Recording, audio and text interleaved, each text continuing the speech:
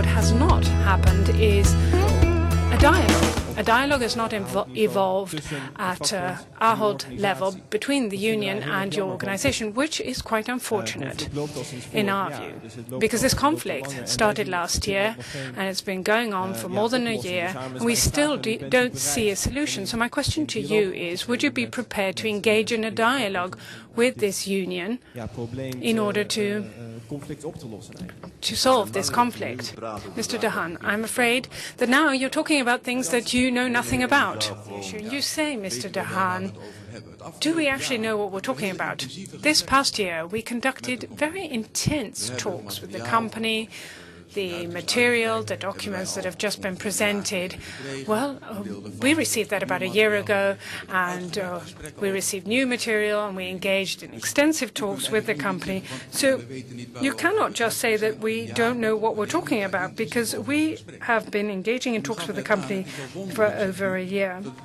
The employees have been informed in writing of the unions, and the employers indicated that they prefer to work with the employers without the unions. This communication has been experienced by the employees and other parties as intimidating, and this doesn't tally with Ahold's commitment to the points of departure, the premises of Ahold's global contacts that say that employees should not be inhibited in their freedom of association. Nobody should be intimidated, says Mr. De Haan. Once again, I would like to reject the idea that there should be any intimidation whatsoever. I'm rejecting it.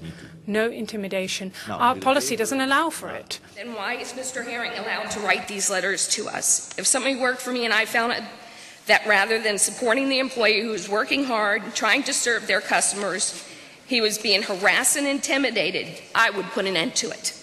Mr. Herring. Madam, could I ask you one thing? Yes, sir. If you have a letter that you receive from one of your management that you believe conflicts with rights, with decent behavior, you don't need to make a trip to the Netherlands. So my question for you today is, why don't you just take Ahold's name off of the UN Global Compact if you're not going to follow it? You know, I do not want to badmouth your case, but, you know, I'm a bit fed up with the accusation that I believe are totally unwarranted, and I reject them out of hand. Thank you. No, You've made your speech. No. We've had it 4 times now. This meeting is not just for you. This meeting was the shareholders of Ahold. So you've had it. Follow-up question, please. A follow-on? Yes, on what you just said. Quick one, please. Why can you not, here at this meeting, say that indeed situations have occurred that could be experienced by employees as intimidating, and that you guarantee that that will not happen again, and that people indeed have the liberty, the freedom to decide whether or not they want to become members of the trade unions or whether or not they want elections in the United States? That is actually what we ask from you, a commitment. Something that actually took place in the past will not be repeated. One of the capabilities of Mr. De Haan is in the field of employment and communication, but he was sometimes not very sensitive, quite unnecessarily necessary. He's very capable and very intelligent, and he should be capable of supervising the order of the meeting.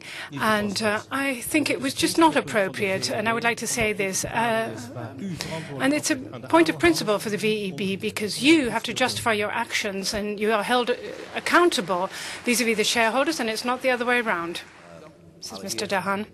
First of all, with regards to the very quick reaction of the gentleman of the BBDO, the Association of Investors in Sustainable Development. I apologize. I may have reacted too quickly. I'm asking for your understanding for the fact that this is the 3rd year that we are experiencing this whole rigmarole. Instead of saying, well, I've been addressing the matter for 3 years, can't you make sure that your representative of the US solve that problem? Why don't you tell him solve that problem by next year? May I say something? I think that you should speak with more respect about the people that have traveled all the way from the States in order to express their concerns. You can't just say you shouldn't have or you shouldn't have made the trip. I think it's quite right that they made the trip. Where are you all? Where are you all? Would you please stand up? We wish next time we'll have opportunity to get to know each other a bit better and buy you dinner. You know, none of the things that were said that were not friendly to you are meant personally, you know that. But they had to be said on both sides. So once again, outside of the subject we were discussing, be welcome in this country, and I hope you'll enjoy it.